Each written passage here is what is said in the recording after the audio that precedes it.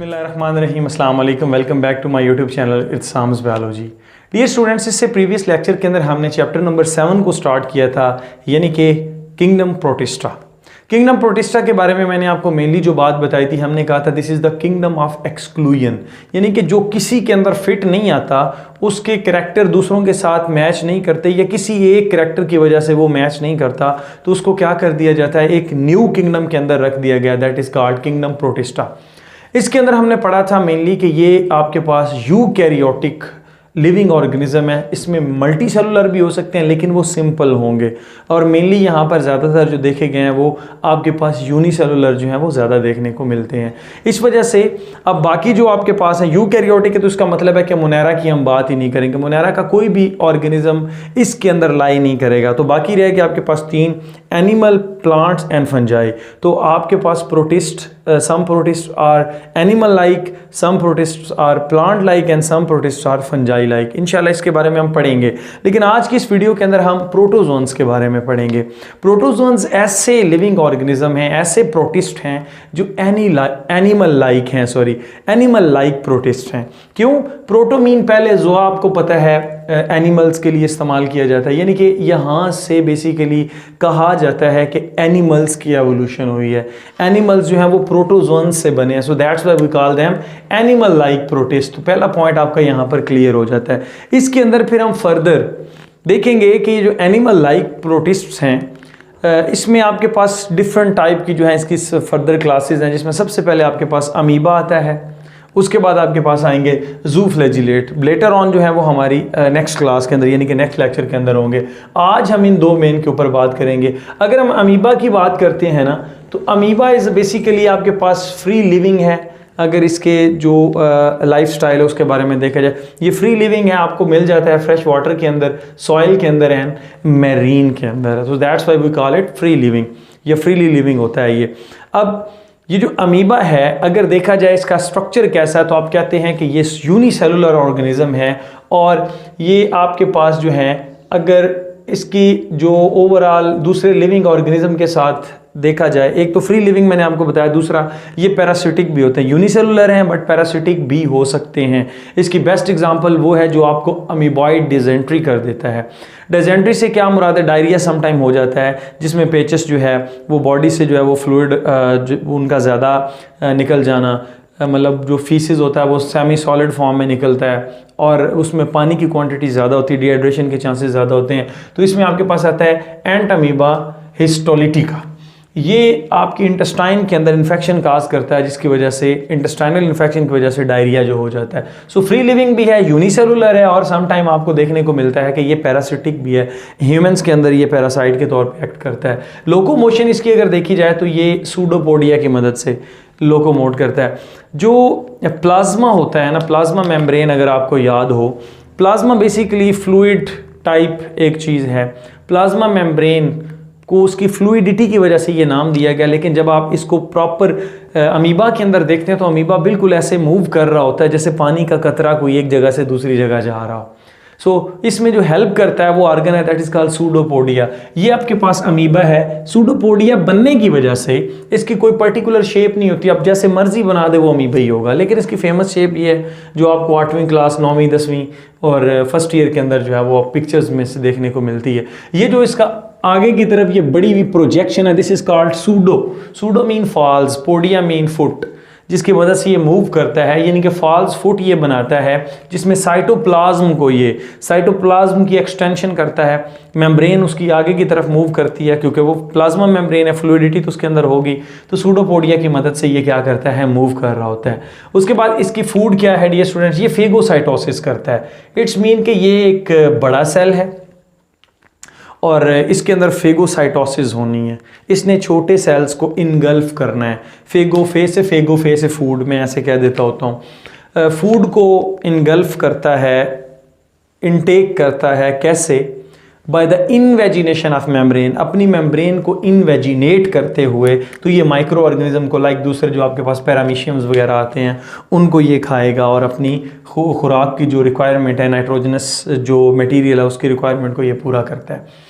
और रिप्रोडक्शन अगर इसकी देखी जाए तो ये बाइनरी फिशन भी करता है और मल्टीपल फिशन भी करता है। अगर आपको 9th क्लास आपकी याद हो तो आपने वहाँ पर आई थिंक सो 9th नहीं सॉरी 10th क्लास के अंदर आपने एक multiple fission, binary fission then reproduction के चैप्टर में मल्टीपल फिशन पढ़ा होगा। सो मल्टीपल फिशन यानी कि एक बैक्टीरिया कॉलोनी बना लेता है, उसके इर्द गिर्द एक सिस्ट की फॉर्मेशन हो जाती है, प्रोटेक्टिव कवरिंग होती है। आगे ये मैंने बता दिया आपको, सिस्ट की फॉर्मेशन है, प्रोटेक्टिव कवरिंग, ऐसे एक हार्ड सा स्ट्रक्चर बना लेगा, उसके अंदर डियर स्टूडेंट्स ये डिवाइड करता रहेगा। तो एक जो अमीबा है वो मल्टीपल अमीबाई के अंदर जो है वो डिवाइड कर जाता है। So that is called multiple fission. और इसके बाहर जो है वो एक सिस्ट मौजूद होता है। वो अगर आप 10th क्लास की बायो उठा के देखते हैं तो आपको ना आई थिंक सो वहाँ पे ब्लू कलर का लिखा हुआ, मुझे एग्जैक्ट याद नहीं है, ब्लू कलर का जो है ना बड़ा हाईलाइट करके लिखा हुआ है, cyst formation and multiple fission. तो यहाँ से आपको पता चल जाएगा। उसके बाद आता है डियर स्टूडेंट्स पैलोमिक्सा पेलेस्ट्रस। इसको जॉइंट अमीबा का भी नाम दिया जाता है, बड़े वाला अमीबा है। ये मिलता में कहाँ पर, ये बिल्कुल बॉटम पे जो है वो जो वाटर है उसके बॉटम पे आपको जो सॉइल सरफेस है वहाँ पर ज़्यादातर आपको देखने को मिलता है। और ये मोस्ट प्रिमिटिव यूकैरियोटिक ऑर्गेनिज्म है। कहा जाता है कि ये सबसे पुराना यूकैरियोटिक है। क्यों? ये वो वाहिद ऑर्गेनिज्म है जिसके पास न्यूक्लियस मौजूद और उसकी बहुत सारी मेम्ब्रेन्स हैं। और डियर स्टूडेंट्स यहाँ पर और कोई ऑर्गेनेली हमें देखने को नहीं मिलती। तो मैंने यहाँ पर लिखा है कि some organelles are absent. Basically nucleus तो इसके पास मौजूद है ना, तो इस वजह से ये यूकैरियोटिक है। अगर न्यूक्लियस ना होता तो ये प्रोकैरियोट के अंदर चला जाता। लेकिन इसके अंदर और भी कुछ देखने को मिला है। कुछ इसके पास जो रिजर्व फूड है उसके छोटे छोटे ग्रैन्यूल्स होते हैं, छोटी बॉडीज़ होती हैं, लेकिन उसके साथ साथ एक एंडोसिम्बायोटिक रिलेशनशिप है, यानी कि कोई चीज़ इसके अंदर रह रही है, दैट इज़ बैक्टीरिया। और वो आपके पास कौन सा मिथेनोजेनिक बैक्टीरिया, यानी कि ऐसे बैक्टीरिया हैं जो मीथेन प्रोड्यूस करते हैं। ये हमें कैसे पता चला? साइंटिस्ट ने जब ये जो जाइंट अमीबा है इसको बिल्कुल सेपरेट करके अलग करके कॉलोनी इसकी जो है वो बनवाई और उसको पर्टिकुलर कंडीशन दी कि यहाँ पर ऑक्सीजन की अवेलेबिलिटी वगैरह ना हो। तो इसने जो इनऑर्गेनिक सब्सटेंसेस हैं उनको यूज़ करते हुए, यानी कि कार्बन डाइऑक्साइड और वाटर को यूज़ करते हुए इसने क्या बना दिया, मीथेन की प्रोडक्शन प्रोड्यूस कर दी। और मीथेन आपको पता है ऑर्गेनिक कंपाउंड CH4, जहाँ से आपके पास ये होमोलोगस सीरीज शुरू होती है, methane, ethane, propane, butane, pentane, hexane, heptane, octane, nonane, decane. तो पहला जो मेंबर है दैट इज़ द मीथेन, जिसको हम नेचुरल गैस भी बोलते हैं, जिसके आगे फिर CNG बनती है। तो ये वो मीथेन प्रोड्यूसिंग बैक्टीरिया के साथ इसका जो है ना वो एंडोसिम्बायोटिक रिलेशनशिप होता है। ये उसको रेजिडेंसी देता है, वो इन रिटर्न जो है वो इसके लिए जो है वो I think so food like जो है वो प्रोवाइड करता है। और साथ ही साथ मीथेन की प्रोडक्शन भी हो गई। और साथ दिए स्टूडेंट्स ये अपनी जो है जो अपनी खुराक है, ये मैंने आपको बताया है कि ये जो दूसरे लिविंग ऑर्गेनिज्म हैं उनको इनगल्फ करके जो है ना वो ले रहे होते हैं बैक्टीरिया जो आपके पास आते हैं अमीबा वगैरह। फिर आते हैं जू फ्लैजिलेट्स की तरफ। जू का मतलब क्या है? एनिमल, फ्लैजिलेट्स मीन फ्लैजेला, यानी कि कुछ ऐसे प्रोटिस्ट हैं, एनिमल लाइक प्रोटिस्ट हैं जिनके पास फ्लैजेला मौजूद है। अब फ्लैजेला आपको पता है लोकोमोटरी ऑर्गन होता है, लोकोमोशन में जो है वो डियर स्टूडेंट्स हेल्प कर रहा होता है। सो यहाँ पर आपको फ्रीली लिविंग भी मिलेंगे और साथ ही साथ सिम्बायोटिक रिलेशनशिप में भी मिलेंगे और प्लस ये पैरासाइट्स भी होंगे। बारी बारी हम देखते हैं कि जो फ्रीली लिविंग है वो कौन से हैं, सिम्बायोट्स की फॉर्म में या पैरासाइट्स की फॉर्म में जो है वो कौन कौन से हैं। फिर उसके बाद हम देखेंगे कि मोस्टली जो है ये यूनिसेलुलर हैं, लेकिन इसमें से कुछ ऐसे हैं जो कॉलोनियल हैं। कौन कौन से हैं मैं आपको बाद में बताता हूँ, ये उन्हीं की डायग्राम्स मैंने बना के रखी हैं। उसके बाद ये स्टूडेंट्स ये इंजेस्ट करते हैं लिविंग और डेड ऑर्गेनिक मैटर को। लिविंग और डेड ऑर्गेनिक मैटर को या ऑर्गेनिजम्स को ये क्या करते हैं डियर स्टूडेंट्स, इनगल्फ करते हैं। मैटर इसलिए बोल रहा हूँ क्योंकि ऑर्गेनिक है, ऑर्गेनिजम्स हैं, उनसे निकला हुआ है। तो ऑर्गेनिज्म भी जो आपके पास हैं वो ऑर्गेनिक in नेचर होते हैं, तो उनको ये इंजेस्ट कर लेंगे, चाहे वो लिविंग है स्मॉल ऑर्गेनिज्म या फिर वो क्या है आपके पास डेड है। या फिर ये क्या करता है, ये यहाँ पर लिख दिया कि ये डेड ऑर्गेनिक मैटर की जो न्यूट्रिएंट्स हैं उनको एब्जॉर्ब कर लेता होता है। सो एब्जॉर्प्शन के थ्रू ये अपनी खुराक को पूरा करता है। तो सबसे पहले आपके पास आता है एंडोसिम्बायोटिक, दैट इज द ट्राइकोनिम्फियस। ट्राइकोनिम्फियस जो है ये टर्माइट्स की गट के अंदर रहता है। टर्माइट्स जो हैं उनकी गट के अंदर रहता है। तो ये काम क्या करेगा डियर स्टूडेंट्स, ये टर्माइट जब आपको पता है ना घुन लग जाना लकड़ी को, तो ये जो ड्राई वुड होती है वो बेसिकली वो डाइजेस्ट नहीं कर पा रहे होते। तो यहाँ पर ये कुछ ऐसे एंजाइम प्रोड्यूस करते हैं जो डाइजेस्ट करते हैं किसको, वुड को, दैट इज सेलुलेज।